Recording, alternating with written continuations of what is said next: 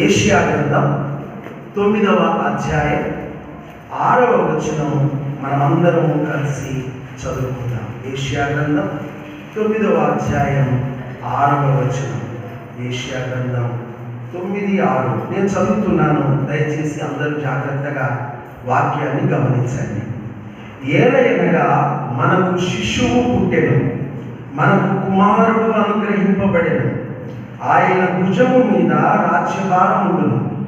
ఆశ్చర్యకరుడు, ఆలోచనకర్త, బలవంతుడైన దేవుడు, నిత్యుడగు తండ్రి, సమాధానకర్తయగు అధిపతి అని అతనికి పేరు పెట్టబడును. చాలు. ఈ వాక్యము యెషయా ప్రవక్త మన ప్రభువైన యేసుక్రీస్తుని గురించి చెప్పిన ప్రవచనం. ఈ ప్రవచన వాక్యము మన ప్రభువైన యేసుక్రీస్తు వారు నెరవేర్చారు. ఈ వాక్యంలో ప్రాముఖ్యంగా మనం గమనించినట్లయితే మొదటి భాగము మనకు శిశువు పుట్టెను అనే వాక్యంలో ఆయన యొక్క జన్మముల గురించి తెలియజేస్తుంది. ఆయన మానవుడుగా జన్మించిన మానవుడు, మానవ జన్మను గురించి తెలియజేస్తుంది. రెండవ మాట మనకు కుమారుడు అనుగ్రహింపబడెను. ఈ మాట ఆయన దేవుని కుమారుడు, దేవుడు అనే విషయాన్ని మనకు తెలియజేస్తున్నది. మూడవ మాట ఆయన భుజము మీద రాజ్యభారం ఉండును. ఆయన భుజము మీద రాజ్యభారం ఉండును. The government will be upon his shoulder. కాబట్టి ఆయన భుజం మీద రాజ్యభారం ఉండును. ఈ మాట ఏం తెలియజేస్తుంది అంటే ఆయన ప్రభుత్వాన్ని తెలియజేస్తున్నది. ఈ యొక్క ఈ విషయాలను బట్టి నేను నిన్నటి దినము ప్రభు సన్నిధిలో కూర్చుండి ఆరాధన వర్తమానం నిమిత్తము ప్రభు పాదాల దగ్గర ప్రార్థన చేస్తూ ఆయన భుజము మీద రాజ్యభారం ఉండును అన్న మాటను బట్టి దేవుని సన్నిధిలో ధ్యానం చేయడం కూర్చుండి, దేవుడు తన రాజ్యాన్ని స్థాపించడానికి ముందు మానవుని యొక్క హృదయంలో ఆయన రాజ్యాన్ని స్థాపిస్తాడు అనే అంశము నాకు తెలుసు. ఆ అంశాన్ని బట్టి నేను ప్రభు దగ్గర కూర్చుండి లేఖనము ధ్యానం చేస్తూ ఉండగా ప్రభు నా ఆలోచనలను పక్కకు మళ్ళించాడు. నువ్వు దాని గురించి చెప్పొద్దు, మరొకసారి అదే మాటను గమనించు అని మళ్ళీ నాకు నా మనసులో ప్రభు చెప్పాడు. మళ్ళీ ఒకసారి అదే వాక్యం మీద మనసు పెట్టాను. ఆయన భుజము మీద రాజ్యభారం ఉండును. ఆయన భుజము మీద రాజ్యభారం ఉండును. ఈ మాటను బట్టే నీవు లేఖనము, ఆరాధన వర్తమానము తెలియజేయాలి అని ప్రభు నాకు ఆత్మలో సూచించాడు. ఏంటి ప్రభు ఈ విషయం అన్నప్పుడు ప్రభు చెప్పిన మాట ఏంటంటే, నా యొక్క రాజ్యము అసమానమైనది, దాని గురించి నువ్వు తెలియజేయి. ఆయన జన్మము అసమానము, ఆయన దైవత్వము అసమానము, ఆయన రాజ్యము అసమానము. అంటే యూనిక్ గవర్నమెంట్, మరొక మాటలో universal government. Unique government, universal government, సర్వ మానవుల మీద, సర్వ ప్రపంచం మీద, పరలోకములోన భూలోకములోన సమస్త ప్రభుత్వాలు, సమస్త అధికారాలు, సమస్తము నా కింద నడుస్తున్నవి. ఈ విషయాన్ని నా ప్రజలకు నువ్వు బోధించాలి అని ప్రభు నాకు తెలియజేశాడు. ఆ మాటను బట్టి నేను ఎంతో ప్రభువులో ఆనందించాను. నిజమే, ఆయన ప్రభుత్వము యూనివర్సల్ గవర్నమెంట్. ఆ ప్రభుత్వము అంతటా నడుస్తుంది. కాబట్టి ఈయన ప్రభుత్వము ఎంత గొప్పదో దేవుడి వాక్యాన్ని బట్టి ఆలోచన చేసినప్పుడు కొలస్సీలకు రాసిన పత్రిక 1వ అధ్యాయము 17వ వచనాన్ని మరి దేవుడు జ్ఞాపకం చేస్తూ వచ్చాడు. కొలస్సీలకు రాసిన పత్రిక 1వ అధ్యాయం 15వ వచనం. ఆయన అదృశ్య దేవుని స్వరూపి అయి సర్వ సృష్టికి ఆది సంభూతుడై ఉన్నాడు. ఏలయనగా ఆకాశముందున్నవి భూమి అందున్నవి దృశ్యమైనవి గాని అదృశ్యమైనవి గాని అవి సింహాసనములైనను ప్రభుత్వములైనను ప్రధానులైనను అధికారములైనను సర్వమును ఆయన యందు సృజింపబడెను. సర్వమును ఆయన ద్వారా ఆయనను బట్టి సృజింపబడెను. ఈ మాటను అర్థం చేసుకోవడానికి ప్రయత్నం చేయండి. మన ప్రభువు అదృశ్య దేవుని స్వరూపము. ఆ అదృశ్య దేవుని ఎవ్వరూ చూడలేదు. యేసు క్రీస్తులో ఆ అదృశ్య దేవుడు ప్రత్యక్షమయ్యాడు భూమి మీద. ఆయనను ఎవ్వరూ చూడలేదు. కానీ ఆ అదృశ్య దేవుడు యేసు క్రీస్తుగా ఈ భూమి మీద తన రూపాన్ని, దైవ రూపాన్ని కనపరిచాడు. అంతేకాదు ఆయన ఆది సంభూతుడు, ఫస్ట్ బోర్న్, మొట్టమొదట అన్నిటికంటే ముందుగా ఉన్నవాడు. ఆయన ముందుండి, అన్నిటికీ ముందుండి సమస్తము ఆయనే కలగజేసిన వాడు. ఈయన ఎలాంటి వాడు అనంటే, ఆకాశమందున్నవి భూమి అందున్నవి దృశ్యమైనవి అదృశ్యమైనవి కానీ అవి సింహాసనములైనను ప్రభుత్వములైనను ప్రధానులైనను అధికారములైనను సర్వమును ఆయన యందు సృజించబడెను. జాగ్రత్తగా వినండి.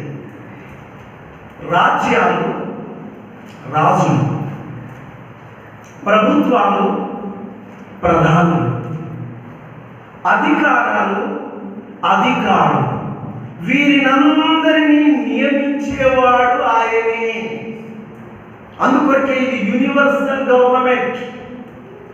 ఓ లార్డ్, నీ ప్రభావం ఇంత గొప్పదా? ఆయన యూనివర్సల్ గవర్నమెంట్. పరలోకంలో ప్రభుత్వం ఆయనదే, మానవ లోకంలో మానవ రాజ్యాల మీద ప్రభుత్వాలు ఆయనవే.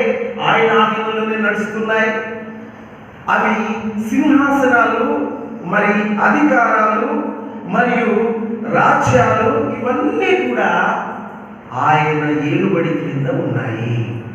చూడండి, మరి ఇలాగ నడిపించే దేవుడు ఆయన ఎక్కడ ఉండి ఏలుబడి చేస్తున్నాడు? ఉదాహరణకు మన భారతదేశానికి ప్రధాని అయిన మోడీ గారు మన భారత రాజధాని క్యాపిటల్ సిటీ ఢిల్లీలోన తాను అధిష్టానం అక్కడ పీఠం ఎక్కి పరిపాలిస్తున్నాడు. మరి ఈ యొక్క వ్యక్తి ఎక్కడ పరిపాలన చేస్తున్నాడు? ఒక్కసారి మనం గమనిస్తాం. కీర్తనలు 115:2లో, కీర్తన 115 3వ వచనం, మా దేవుడు ఆకాశమున్నాడు, తనకిచ్చవచ్చినట్లుగా సమస్తమును ఆయన చేయుచున్నాడు. గమనించండి, ఈయన ఎక్కడ నుండి పరిపాలన చేస్తున్నాడు? ఈయన గవర్నమెంట్. మా దేవుడు ఆకాశమందున్నాడు. మన దేవుడు ఎక్కడున్నాడు? ఆకాశమందున్నాడు. ఏం చేస్తున్నాడు అయ్యా అక్కడ నుండి? ఆయన తనకిచ్చవచ్చినట్లుగా సమస్తము చేయుచున్నాడు. Our God is in heaven, he does whatever he pleases. ఆయనకి ఇష్టమైనది ఏదో అది ఆయన పై నుండి జరిగించుచున్నాడు. ఆకాశం ఆయన సింహాసనం, భూలోకము ఆయన పాదపీఠం. కాబట్టి ఆకాశము అంటే దేవుడి వాక్యంలో మొట్టమొదటి ఆకాశం మేఘమండలం, రెండవ ఆకాశం నక్షత్ర మండలం, మూడవ ఆకాశం పరలోకం. వీటన్నిటి మీద ఆయన ప్రభుత్వం ఉంది. మానవ రాజ్యాల మీద కూడా ఆయన ప్రభుత్వం ఉంది. ఇలాంటి ప్రభుత్వం చేసే సార్వభౌముడు మన ప్రభువు ఆకాశము అంటే మేఘమండలం కాదు, నక్షత్ర మండలం కాదు, మరి ఆకాశం పరలోకంలో నుండి మూడవ ఆకాశం. భక్త పౌలు అంటాడు, ఒక నరుడు మూడవ ఆకాశానికి పోయాను, ఆయనే, కానీ తన పేరు చెప్పలేదు. 2 కొరింథీ 12వ అధ్యాయం 1వ భాగంలో. కాబట్టి ఆ మూడవ ఆకాశం నుండి ఆయన పరిపాలన చేస్తున్నాడు. ఆయన పరిపాలన క్రింద మొట్టమొదట రాజులు రాజ్యాలు ఉన్నాయి. రాజులు ఉన్నారు, రాజ్యాలు ఉన్నాయి. కాబట్టి ఆయన ప్రభుత్వం గొప్పది. ఈ ప్రభుత్వము దేవుడి వాక్యాన్ని బట్టి మనం గమనించినట్లయితే ప్రపంచ చరిత్రలో 4 ప్రాముఖ్యమైన రాజ్యాలు వెలిశాయి. ఇది హిస్టరీ, కట్టుకథ కాదు. ప్రపంచ చరిత్రలో 4 గొప్ప రాజ్యాలు వెలిశాయి. అవి దేవుని ఏర్పాటు ప్రకారము. మొదటిది బబులోను సామ్రాజ్యం. దీనికి చక్రవర్తి నెబుకద్నెజర్. రెండవ సామ్రాజ్యము మాదీయ పారసీక సామ్రాజ్యం.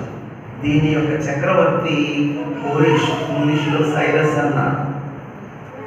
మూడవ సామ్రాజ్యము గ్రీక్ సామ్రాజ్యం. ఈ గ్రీక్ సామ్రాజ్యానికి అధినేత అలెగ్జాండర్ ది గ్రేట్. గ్రీకు చక్రవర్తి అలెగ్జాండర్. ప్రపంచ చరిత్రలో గొప్ప రాజ్యాలు ఇది మూడవది. తర్వాత ప్రపంచ చరిత్రలో 4వ పెద్ద రాజ్యము రోమ్ సామ్రాజ్యం. ఈ రోమ్ సామ్రాజ్యానికి అధినేత సీజర్ అగస్టస్. ఇతనిని తెలుగులో ఏమన్నారు? కైసరు ఔగుస్తు అన్నారు. ఈ రాజ్యాలు ఆయన ఏర్పాటుతోనే నియమించబడ్డాయి. దానియేలు గ్రంథం మీరు ఇంటికాడ చూడండి. అయితే మొట్టమొదటి సామ్రాజ్యము అధినేత ఎవరు చెప్పండి? బబులోను. ఈ బబులోను సామ్రాట్ అయిన నెబుకద్నెజరుకు ఒకరోజు ఆలోచన వచ్చిందట. ఏంటి ఆలోచన వచ్చిందంటే, ఇంత పెద్ద సామ్రాజ్యం నాది, ఇంత గొప్ప రాజధాని పట్టణం నాది, ఇంత విశాల పట్టణం నాది, ఇది నా బలాధికారము, ఇది నా ఘనత, ఇది నేను కట్టించింది అని తన మనసులో జస్ట్ ఆలోచన వచ్చిందట. పాపం చెప్పలే, అనుకున్నాడట. మనసులో అనుకున్నాడట. మనసులో అనుకోగానే భూమి మీద ఉండి అనుకుంటున్నాడు. వాక్యం చాలా బాగుందండి. అది 4:31 కింది భాగం నేను చదువుతాను. దానియేలు చూడండి. ఆయన మనసులో అనుకుంటుండగానే దేవుడి స్వరమట ఆకాశం నుండి వినిపించిందట. చూడండి, దానియేలు 4:30 త్వరగా. రాజు నోట ఈ మాట ఉండగా ఆకాశం నుండి ఒక శబ్దము వచ్చెను. ఏదనగా, రాజు నెబుకద్నెజరు, ఇదే నీకు ప్రకటన, నీ రాజ్యము నీ యొద్ద నుండి తొలగిపోయింది. చాలా మంచి, ఇదంతా మనం ఎరిగింది. గమనించండి, తన మనసులో ఇది నా రాజధాని, నా పట్టణము, నేను కట్టించింది అని అనుకున్నాడు. ఈలోగా ఈయన ఈ సింహాసనం మీద నుండి, భూమి మీద ఉన్న సింహాసనం మీద నుండి ఈయన అనుకుంటున్నాడు, ఆయన ఏ సింహాసనం మీద ఉన్నాడు? మన దేవుడు ఏ సింహాసనము? ఆకాశం అనే సింహాసనము నుండి స్వరం వినబడుతుంది. దానియేలు, ఇదే నీకు సూచన, నీ రాజ్యం నీ వద్ద నుండి పోతుంది. ఎందుకో తెలుసా? నీకు అర్థం కావట్లేదు. ఈ రాజ్యము నేను నీకు ఇచ్చాను, ఈ ప్రభావం నేను నీకు ఇచ్చాను, నా వలన నీకు ఈ అధికారం కలిగింది. అది నువ్వు తెలుసుకునే వరకు దేవుడు మానవ రాజ్యముల మీద అధికారి అయి ఉండి ఎవరిని నియమించాలో వారిని నియమిస్తున్నాడు, ఎవరిని తీసివేయాలో వారిని తీసివేస్తున్నాడు. అది నువ్వు తెలుసుకునే వరకు 7 గడియలు నీ రాజ్యం నీ యొక్క నుండి తొలగిపోతుంది. ఆ తర్వాత తెలుసుకుంటావు. కాబట్టి ఆ రాజ్యాధినేతకు దేవుడు పరలోక గవర్నమెంట్ అక్కడి నుండి స్వరం వినిపించాడు. వినిపించగానే భయకంపితుడైపోయాడు. నిజమే, నేనేదో గొప్ప సామ్రాట్టును అనుకుంటున్నాను. నా సామ్రాట్టు, నేను సామ్రాట్టునైతే నా మీద ఇంకా పెద్ద సామ్రాట్టు ఉన్నాడు. నేను భూమి మీద సింహాసనం వేసుకొని బబులోను చక్రవర్తిగా ఉన్నాను. నా సామ్రాట్టు, సర్వలోకానికి సామ్రాట్టు, ఆకాశం మీద సింహాసనం కలిగి అక్కడి నుండి ఆయన గవర్నమెంట్ నడిపిస్తున్నాడు, అక్కడి నుండి ఆయన గవర్నమెంట్ చేస్తున్నాడు. కాబట్టి ఆయన ఉన్నాడు అని తెలుసుకున్నాడు. యేసు ప్రభు వారు భూమి మీదకి వచ్చాడు మానవుడుగా. వచ్చిన తర్వాత ఏ కాలంలో వచ్చాడు మన ప్రభువారు? రోమ్ సామ్రాజ్య కాలంలో మన ప్రభువారు లోకానికి వచ్చాడు కదా. రోమ్ సామ్రాజ్యం ప్రభువారు ఈ భూమి మీద పుట్టినప్పుడు ఆ రోమ్ సామ్రాజ్య అధినేత సీజర్ అగస్టస్. కానీ ఈ పిలాతు జస్ట్ గవర్నర్. పిలాతు సీజర్ అగస్టస్ కు ఈ పిలాతు దగ్గరికి పోతే అసలు ఎందుకు కొరగాని వాడు. పిలాతు జస్ట్ గవర్నర్, అధిపతి. ఈ అధిపతి దగ్గరికి యేసు ప్రభు వారు పోవాల్సిన పరిస్థితి వచ్చింది. ఏమయ్యా, నువ్వు నేరం చేసావా అని ప్రభుని అడుగుతున్నాడు. ఒక్క మాట పలుకుతలేడు. యూదులు అనేక తప్పిదాలు ప్రభు మీద మోపుచున్నారు. ఒక్క మాట అనడే. అస్సలు మౌనంగా ప్రభు వారు ఉన్నాడు. అతనితో ఏమి మాట్లాడతలేడు. పిలాతు ఒక మాట అన్నాడు. ఏమన్నాడు తెలుసా? యోహాను సువార్త 19:10-11 నేను చదువుతాను, మీరు చూడండి, లేకపోతే మీరు నోట్ చేసుకోండి. నేను నీకు సిలువ వేయుటకు అధికారం కలదు, నిన్ను విడుదల చేయుటకు నాకు అధికారం ఉన్నదని తెలవదా?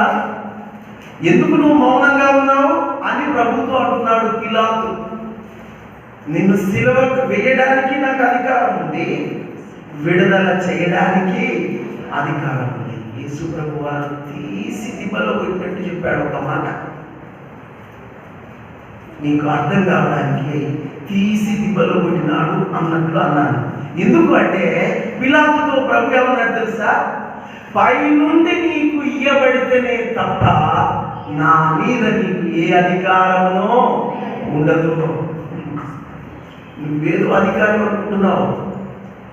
నా మీద నీకు అధికారం ఉండాలంటే ఎక్కడి నుండి రావాలి?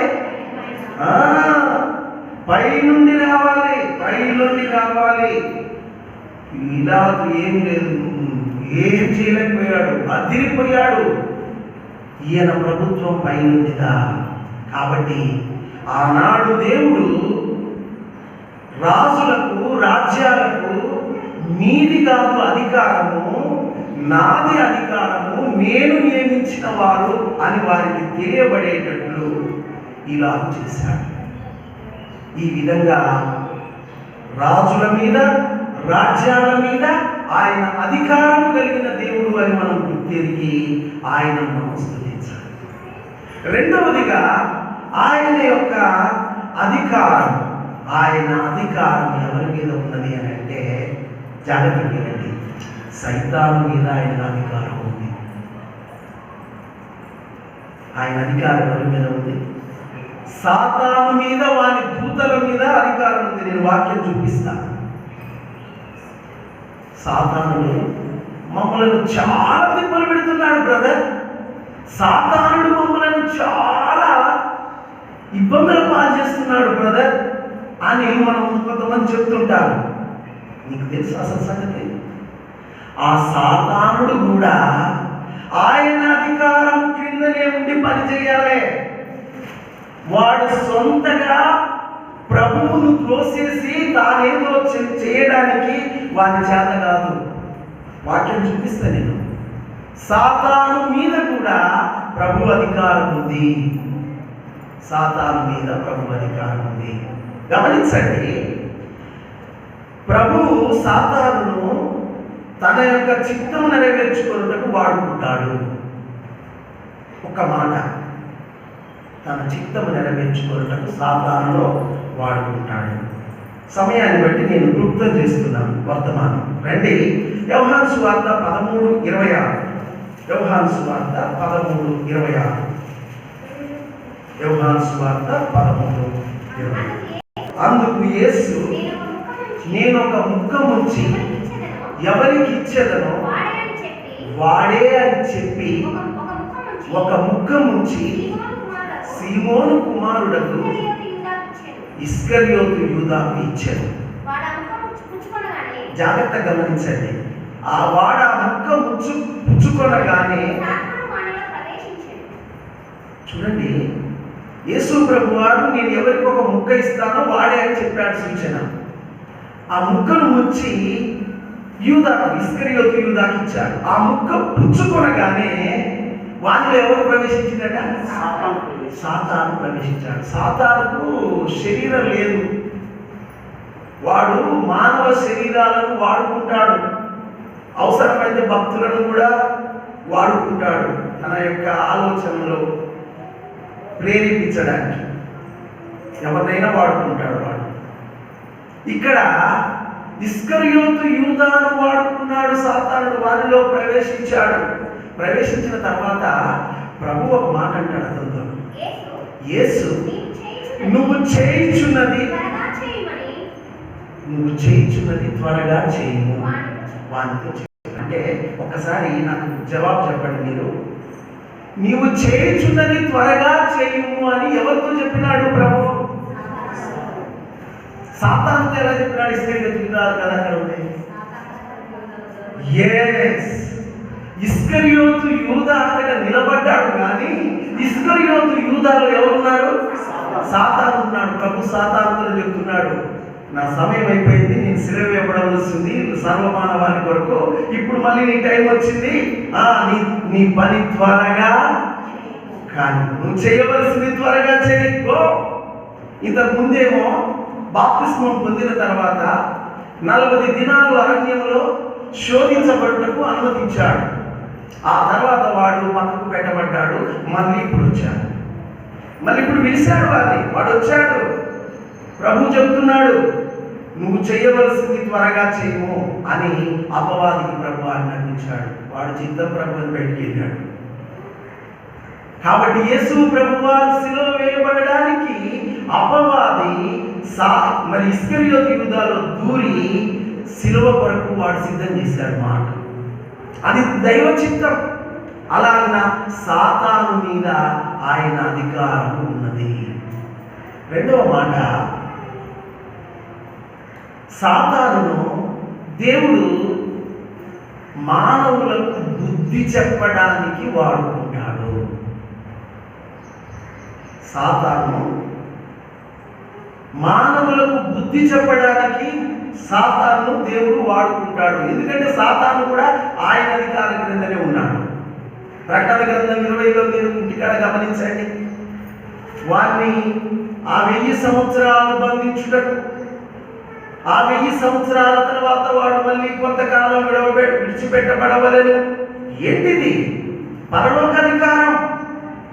దేవుడి అధికారం ప్రకారము అపవాది కూడా బంధించబడాలి, మళ్ళీ విడిపించబడాలి. వాడు నేనేదో చేస్తానడానికి వీల్లేదో.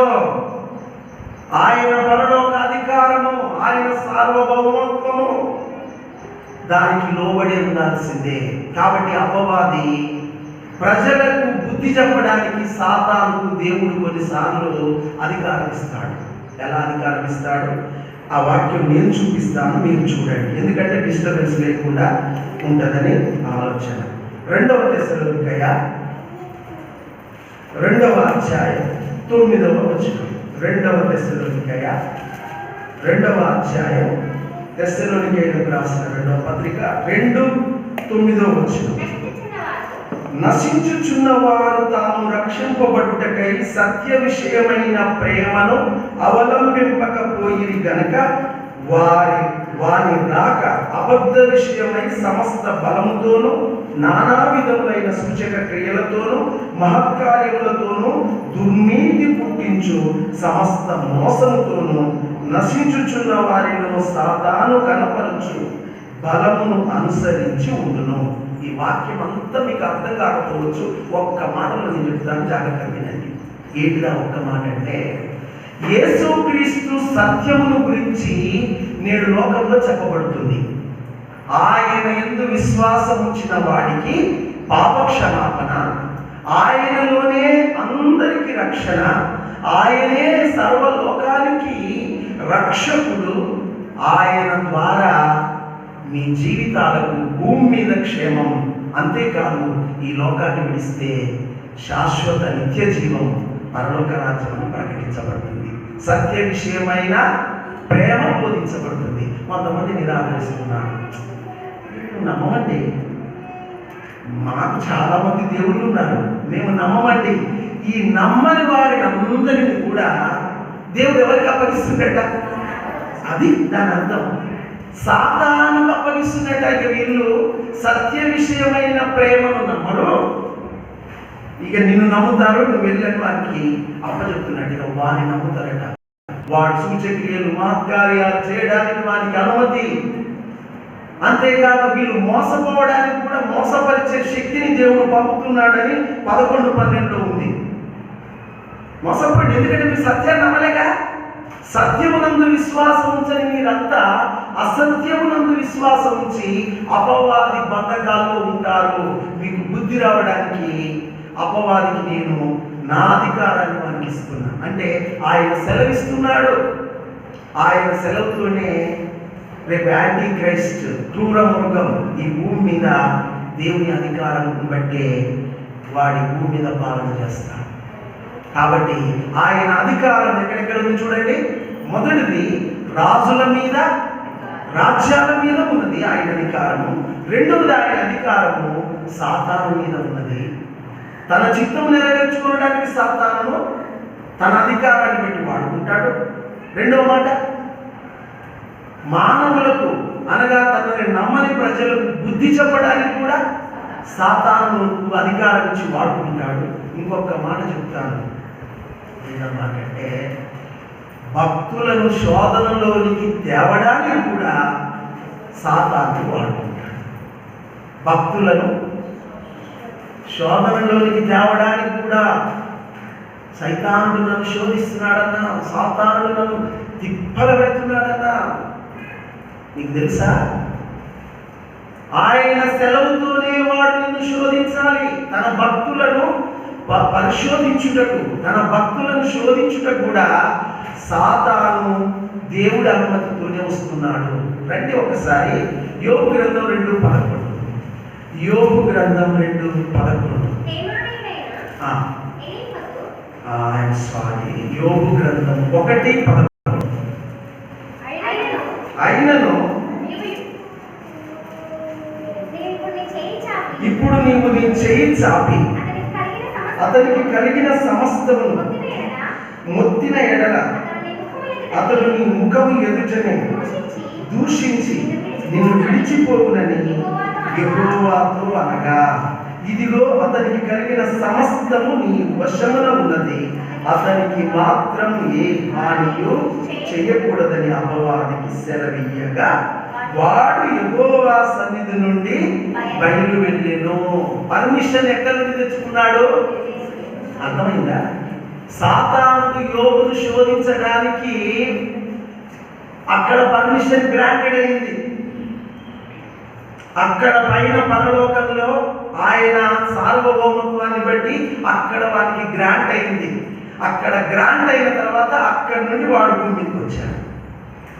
మనల్ని శోధించాలన్నా కూడా అపవాదికి దేవుడు అనుమతిస్తాడు. ఆయన అనుమతితోటే తన భక్తులను దేవుడు శోధనకు చేస్తాడు. కాబట్టి ఆ అనుమతి దేనికి ఇవ్వబడ్డది అని అంటే దేవుని యొక్క మహిమ కొరకు. ఎందుకొరకు ఇవ్వబడ్డది? దేవుని మహిమ కొరకు. సాతానుకు దేవుడు అనుమతి ఇచ్చాడు, పర్మిషన్ ఇచ్చాడు. యోబు నీ చేతిలో ఉన్నాడు, వెళ్ళిపో వెళ్ళిపో. యోబు గురించి సాతాను ఏమంటాడు? నీ ముఖం ఎదుటనే నేను దూషిస్తాడు. ఇప్పుడు ఉన్నదంతా తీసే. అతనంత ధనవంతుడు భూమి మీద మనపడు లేడు, ఊజు దేశాన. ఇక ఏమదు, ఇక ఆయనను మించిన ధనవంతుడు మనపడు లేడు. అంత గొప్ప ధనవంతుడు. అంత తీసేయి, నీ ముఖం ఎదుటనే నేను దూషించి వదిలిపెట్టిపోతాడు. అలాగా అలాగా I know my devotee, I know my servant. నా భక్తుల గురించి నాకు తెలుసు. నా సేవకుని గురించి నాకు తెలుసు. గో, సమస్తం నీకు అప్పచెప్తున్నా, అతని కలిగిన సమస్తం నీకు అప్పచెప్తున్నా, వెళ్ళు అని పంపాడు. వాడు వెళ్ళిన తర్వాత ఆస్తి అంతా తీసేశాడు, ఆదాయ మార్గాలన్నీ తీసేశాడు. 10 మంది కుమారులు, 7 కొడుకులు, 3 కుమార్తెలు అందరూ తీసేశాడు. తీసేసిన తర్వాత పరీక్ష, అపవాది పరిశోధనకు దేవుడు అనుమతించాడు. ఇప్పుడు జరిగింది ఏంటంటే ముఖం ఎదుటనే దూషిస్తాడు అని సాతాను చెప్పాడు. కానీ యోబు చేసిన పని ఏందో తెలుసా? యోబు చేసిన పని ఏందో తెలుసా? 21వ వచనం నేను చదువుతున్నాను, మీరు చూడండి. నేను నా తల్లి గర్భము నుండి దిగంబరినై వచ్చి తిని దిగంబరిని అక్కడికి తిరిగి వెళుదును. యెహోవా ఇచ్చును, యెహోవా తీసుకొని పోయిన, యెహోవా నామమునకు స్తుతి. దేవునికి స్తోత్రం. కాబట్టి స్తుతి. వాడేమో నిన్ను ముఖం ఎదుట దూషిస్తాడు అన్నాడు. ఈ భక్తుడు మాత్రము అన్ని పోయిన తర్వాత, ప్రభువా ఇంతకాలం నాకు ఇచ్చినావు, నువ్వు ఇచ్చింది నువ్వు తీసుకున్నావు, నీకు thank you Jesus, thank you lord అని ప్రభువును స్తుతించాడు. కాబట్టి ఆయన బిడ్డలు కష్టాలు వస్తున్నాయి అంటే సాతాను మమ్మల్ని ఏదో చేస్తాడు అని నువ్వు అనుకోవడానికి వీల్లేదు. ఎందుకు అని అంటే ఆయన అనుమతి లేకుండా ఏది జరగదు. మరొకటి ఏంటి అని అంటే ఇక్కడ దేవుని స్తుతిస్తున్నాడు. క్రైస్తవుల జీవితంలో, నిజమైన క్రైస్తవుల జీవితంలో ఒక లక్షణం ఉంటుంది, గుర్తుంచుకోండి. ఏంటి ఆ లక్షణం అంటే, నిజంగా ప్రభువునందు విశ్వసించిన ఆయన కుమారుడు, ఆయన బిడ్డ ఎప్పుడు ఆయన విడిచిపోడు. భక్తి పోద్దేమో అని, భక్తి పోవాలి అని అపవాది అతని కలిగిందంతా తీసేశాడు. అంత పోయింది, 10 మంది పిల్లలు చనిపోయారు, ఆస్తంతా పోయింది. భక్తి పోయిందా? ఇంకొక మాట చెప్పనా? భక్తి ఇంకా ఎక్కువైంది. భక్తి ఇంకా ఎక్కువైంది. స్తుతి మొదలైంది. దేవునికి స్తోత్రం. కాబట్టి నీ జీవితంలో ఇలాంటి పరిస్థితుల్లో కూడా ప్రభువును స్తుతించగలిగితే దేవుడు ఎంత గొప్పగా దీవిస్తాడో. ఈ విధంగా యోబు జీవితంలో అపవాదికి దేవుడు అనుమతించినాడు, కానీ సాతాను ఓడిపోయాడు, ప్రభుకు స్తుతి వచ్చింది. రెండోసారి మళ్ళీ అంటాడు, మళ్ళీ పోతాడు. దేహం ఉంది కదా, ఒంట్లో ఆరోగ్యం ఉంది కదా, ఈసారి దేహాన్ని మొత్తాలి, ఒంట్లో ఆరోగ్యం తీసేయాలి. ఇప్పుడు కొత్త వైరస్లు అంటున్నారు, అన్ని వైరస్లు నెట్టేసాయి. Delta plus, black fungus, white fungus, red fungus, ఎన్ని ఉన్నాయో, first variant, second variant, third variant అన్ని నెట్టి పడేసాయి. నాకు అనుమతి ఇస్తా, కానీ జాగ్రత్త, అతని ప్రాణం మాత్రము ఉంటుంది. అతని ప్రాణం మాత్రము ఉంటుంది. రెండోసారి పోయినాడు. అరకాలు మొదలుకొని నడినెత్తి వరకు బాధకరమైన పురుగులతో బహు బాధపడుతున్నాడు. మూలిగే నక్క మీద చెప్పండి, గోరు చుట్టూ మీద చెప్పండి. గోరు చుట్టూ తెలుసండి, ఇది పల్సగా ఉండదు కదా, అప్పుడప్పుడు నేను ఈ నోటితో తీస్తుంటా. అది మంచి అలవాటు కాదు, కానీ తీస్తుంటుంది అలవాటుగా. ఒక్కొక్కసారి ఈ చిగురు తగ్గుతుంది, సులుపు ఉంటుంది. దాని మీద కాక దెబ్బ పడ్డదనుకో మహాబాధ ఉంటుంది. ఈయన ముందే ఒంట్లో ఆరోగ్యం బాగలేక బహు బాధపడుకుంటా ఉంటే భార్య వచ్చింది. ప్రభువా, పిల్లలను తీసుకుపోయినావు, ఆస్తి తీసుకుపోయినావు, భార్యను ఎందుకు ఇచ్చినావు ప్రభు అని నేను అడిగితే ప్రభు అంటాడు, అతని నలుగుటకు సాతాను దూతగా ఉంచినాను అన్న మాట భక్త పౌరుకు చెప్పిన మాట నాకు జ్ఞాపకం చేసినాడు. కొంతమంది భార్యలు ఎట్టుంటారంటే భర్తను నలగగొట్టుటకు సాతాను దూత. ఒకటే పోరు, ఇంటిలోని పోరు, చెప్పండి, ఇంతింత కాదయ్యా. కాబట్టి ఈ కోరు సరే, ఇది మామూలు కోరు కాదు కదా. చూడండి, ఆయన వచ్చేటది, నీవు దూషించి మరణంగా, నీ దేవుని దూషించి నువ్వు మరణంగా అంటది. ఈ మాట అపవాది ఆమె నోట నుండి పలికిస్తున్నాడు. ఎందుకంటే వాడు ముందే ప్లాన్ పెట్టుకున్నాడు. ఏమని ప్లాన్ పెట్టుకున్నాడు? నిన్ను దూషింపజేస్తా, పరిస్థితుల ద్వారా నిన్ను దూషింపజేస్తా అన్నాడు. వారి చేతగాని ఇప్పుడు భార్యలో దూరాడు. భార్యలో దూరి భార్యలో నుండి మాట్లాడుతున్నాడు. దేవుని దూషించి మరణంగా, ఎందుకు నీ బతుకు చావు అంటుంది భార్య. ఈ మాటకు యోబు ఏమన్నాడు తెలుసా? మూర్ఖురాలు మాటలాడినట్లు మాటలాడుచున్నావు. మూర్ఖురాలు కూడా అట్లే. సమయం లేదు కానీ నేనైతే ఎందుకు, నేను చచ్చిపోతే ఇంకొకరిని పెళ్లి చేసుకోవాలనుకుంటున్నావే, నా టైప్ అయితే అదే. పాపం ఈ మాట అట్లే ఏమన్నాడు? మూర్ఖురాలు మాటలాడుచున్నట్లు మాటలాడుచున్నావు. మూర్ఖురాలు మాట్లాడుచున్నావు అన్నాడు. అలా లైక్ మూర్ఖురాలు, మూర్ఖురాలు అని కూడా అట్లే. ఎందుకో తెలుసా? దేవుడి కొరకు అతడు ఆ సాతాను అధికారాన్ని, దేవుడిచ్చిన అధికారాన్ని బట్టి అపవాది శోధిస్తున్న ఆ పరీక్షలో నిలిచాడు. ఆ తర్వాత ఇంకా భక్తిలో తిరిగిపోయాడు. ఇంకా పరిస్థితి ఏంటి అంటే, మళ్ళీ ఏ దూషించిన భార్య ఆ భార్యతోటే కాపురం చేసి మళ్ళీ 10 మంది పిల్లలన్నాడు. కాబట్టి భార్యలను సాతాను దూతలే అనుకోకూడదు. దేవుడు నీకు ఇచ్చిన సహచారి, సహకారి అని కూడా గుర్తుంచుకోవాలి.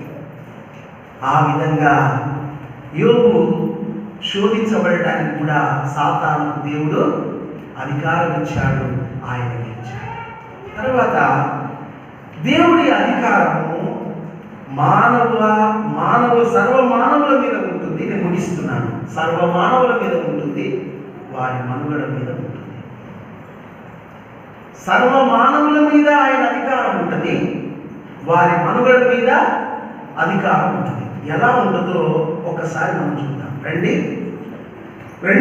మొదటి సమూయేలు గ్రంథము 25వ అధ్యాయము 28వ వచనము నేను చదువుతాను, డిస్టర్బెన్స్ లేకుండా మీరు చూడండి.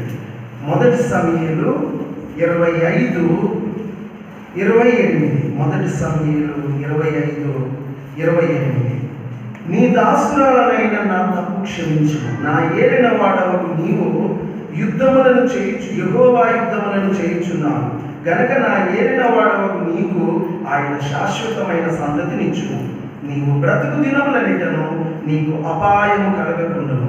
నిన్ను హింసించుటకైనను నీ ప్రాణము తీయుటకైనను ఎవడైనను ఉద్దేశించిన ఎడల నా ఏలిన వాడవకు నీ ప్రాణము నీ దేవుడైన యెహోవా యొద్దనున్న జీవపు మూటలో కట్టబడును. ఒకడు ఒడిసెలతో రాయి విసిరినట్టు ఆయన నీ శత్రువుల ప్రాణములను విసిరివేయును. దావీదును గురించి అబీగయీలు చాలా చక్కగా విశ్లేషించింది. అతని గురించి మంచి కామెంట్ చేసింది. ఆమె దైవభక్తి ఆమెకు ఆ విధంగా బోధించింది. దావీదు అప్పటికే సౌలు ద్వారా తరంపడుతున్నాడు, ప్రాణభయంతో తిరుగుతున్నాడు. అబీగయీలు ద్వారా దావీదుతో దేవుడు మాట్లాడిస్తున్నాడు. ఏమని మాట్లాడిస్తున్నాడు తెలుసా? నీవు బ్రతుకు దినములన్నిట, దాన్ని నీవు వాగ్దానంగా తీసుకో. 27లో ఆ 28 కింది భాగంలో, నీవు బ్రతుకు దినములన్నిటను నీకు అపాయము కలగకుండును. ఆమేన్. నీవు బ్రతుకు దినములన్నిట నీకు అపాయము కలగకుండును. దావీదుతో దేవుడు అబీగయీలు చెప్తుంది. ఇది దేవుడు పలికిస్తున్నాడు. ఎందుకో? నీవు నా అధికారానికి ఉన్నావు, నా పనిలో ఉన్నావు, నా ప్రణాళికలో ఉన్నావు. కాబట్టి నువ్వు బ్రతుకు దినములన్నిట ఏ అపాయం నీకు కలగకుండును అని చెప్పాడు. అపాయం కలగకుండా ఉండడానికి దేవుడి కాపుదల ఉంది అక్కడ. దేవుడి కాపుదల ఉంది. బ్రతుకు దినములన్నిటా నీకు అపాయం కలగకుండా. రెండో మాట, ఎవడైనా నేను చంపాలనుకుంటే, ఎవడైనా నీకు కీడు చేయాలనుకుంటే దేవుడు ఏం చేస్తాడో తెలుసా? ఒడిసిన రాయితోటి విసిరి కొట్టి ఆ గొయ్యాలను పడగొట్టావే, నాకు తెలుసు అసలు కదా. ఆ గొయ్యాలను పడగొట్టింది నీవు కాదు, నీ పక్షాన ఉన్న దేవుడే. ఎవడైనా నీ మీదికి రాబోతే నీ దేవుడు ఒడిసిన రాయి చేతబట్టి గొలియాతును పడగొడతాడు. ఓ దావీదా, నీ ప్రాణము మామూలుగా పోదు, ఎవ్వడు నీ ప్రాణం తీయలేడు. ఆ మాట నాకు ఎంత ఆనందాన్ని ఇచ్చిందంటే, నీ ప్రాణము యెహోవా యొద్దనున్న జీవము కట్టబడును. ఈ మాట చదవగానే నాకు మాయల పకీరు జ్ఞాపకం వచ్చాడు. మాయల పకీరు ప్రాణం ఆడిందట. 7 సముద్రాల తర్వాత ఆ మర్రి చెట్టు త్వరలో ఒక పంజరంలో చిలకలో మాయల పకీరు ప్రాణం. అది దొరికింది. కానీ ఇది దొరకడం కష్టం. ఎందుకంటే ఇది ఎక్కడుంది? యెహోవా యొద్దనున్న జీవపు మూటలో ఉందట. నీ ప్రాణం యెహోవా యొద్దనున్న జీవపు మూటలో ఉంది. ఎవడు తీయలేడు నీ ప్రాణం. నీ ప్రాణం తీయాలి అని అంటే ఎక్కడికి పోవాలి? యెహోవా యొద్దనున్న జీవపు మూట ఉంది ఆయన దగ్గర. ఆ జీవపు మూటలో నీ ప్రాణం కట్టబడి ఉంది. ఎంత చక్కగా మునిగేసావు ఆయన. నా ప్రాణము ఎవడునూ తీయలేడు. నా దేవుని దగ్గర నా ప్రాణము జీవపు మూటలో కట్టబడి ఉన్నది. నా జీవితకాల దినములన్నిటా నాకు రాకుండా ఉండడానికి నా దేవుడి కాపుదల, ఆయన అనుమతి కింద నేను ఉన్నాను. కాబట్టి మానవ మనుగడ, మానవుల యొక్క జీవితాలు ఏ అధికారం కింద ఉన్నాయి? దేవుని అధికారం కింద ఉన్నాయి. కాబట్టి ఇక్కడ దావీదు ప్రాణము ఎవడు తీయలేడు. ఆయనకున్న దేవుడిచ్చిన భద్రత అంత గొప్పది. ఇంకొక మాట నేను చెప్పి ఆరాధనలో నడిపిస్తాను. బెల్షస్సరు ఇతడు కూడా మరి నెబుకద్నెజరు కుమారుడు బెల్షస్సరు. దానియేలు 5:23 ఇంటికాడ చూడండి. అతడు చేసిన పని ఏంటంటే, దేవుని యొక్క ఉపకరణాలు తెచ్చుకొని అందులో ద్రాక్షారసం పోసి చూడడానికి, వినడానికి, గ్రహించడానికి తెలియని విగ్రహాలు చూస్తాయండి, వింటాయా, గ్రహిస్తాయా? బంగారం, వెండి, కంచు, రాయి, ఇత్తడి వీటితో చేయబడ్డ బొమ్మలను స్థుతించుకున్న తాగుతున్నట్ట. జీవగల దేవుడు ఊరుకుంటాడా? ఏమంటున్నాడు తెలుసా? ఒక చెయ్యి వచ్చి రాస్తుంది, మెనే ఉపాసిన్. 3 మాటలకు నేను అర్థాలు చెప్పను. ఇప్పుడు ఒక్కటే మాట అర్థం చెప్తా. దేవుడు నీ రాజ్యం విషయంలో లెక్క చూసి ముగించినాడు. ఎందుకు అనంటే నీ పని అయిపోయింది. ఎందుకంటే నీవు నన్ను మహిమపరచలేదు. సృష్టించిన సృష్టికర్తను, నీ ప్రాణము, నీ సకల మార్గములు ఏ దేవుని వశమున ఉన్నవో ఆ దేవుని నీవు మహిమపరచలేదు గనక నీ విషయంలో నేను లెక్క చూశాను. ఈ లెక్క చూశాననే మాట కూడా ఎమ్మటే నాకు ఈ జీతగానులను పెట్టుకుంటారే కొంతమంది, తోటల మీద వ్యవసాయ పెద్ద భూస్వాములు జీతగానులను పెట్టుకుంటారు. ఈ ఉగాది రాగానే ఏం చూస్తారు? లెక్కలు చూస్తారు. నానా అని పిలుస్తారు. లెక్క చూస్తే కొనసాగిస్తేనేమో కొనసాగించవచ్చు, నచ్చలేదనుకో చెప్పండి తీసేయచ్చు. నీ యజమానుడు ఉన్నాడు, నీ మీద యజమానుడు ఉన్నాడు. ఆయన సెలవుతోటి భూమి మీద బతుకుతున్నావు. నీ లెక్క చూసి ముగించడానికి ఇప్పటికి చాలా మందికి లెక్కలు చూసి పంపిండు. చాలా మందిని పంపిండు, నీకంటే గనులను గొప్పవారిని లెక్కలు చూసి పంపిండు. ఇంకా నీ లెక్క చూడలే. ఎందుకో తెలుసా? నువ్వు ఆయన యందు భయంతో విశ్వాసంతో ఆయన కొరకు సృష్టికర్త అయిన దేవుని యందు విశ్వాసం ఉంచిన వాడుగా ఆయనలో నువ్వు ఉండి ఆయనను సేవించాలని నీ లెక్క చూడకుండా నిన్ను కొనసాగిస్తాడు. కాబట్టి ఆయన అధికారం ఎలాంటిదంటే మానవులు, సర్వమానవుల మీద, సామంతుల మీద, సామాన్యుల మీద ఆయన అధికారం ఉంది. ఈ భూమి మీద ఈ రోజు నేను బ్రతుకుటకు నా దేవుడి అనుమతి ఉంది. ఈ రోజు నువ్వు ఈ దేవుని సన్నిధిలో ఉండుటకు ఆయన అధికారం బట్టి నీకు పర్మిషన్ ఇచ్చాడు. కాబట్టి ఇంత గొప్ప గవర్నమెంట్, మానవ రాజ్యాల మీద, సాతాను మీద, సర్వమానవుల మీద అధికారం కలిగిన ఈ సర్వోన్నతుడైన ప్రభువును మనము ఈ లేఖనాన్ని బట్టి ఆరాధించి ఆయన నామాన్ని మహిమపరుస్తాము. దేవుడి వాక్యము మన ఇంటిలో దీవించుగాక. ఆరాధన చేసుకుందాం.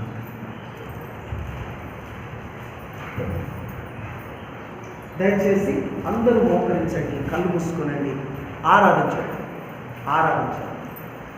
సర్వోన్నతుడైన దేవుడు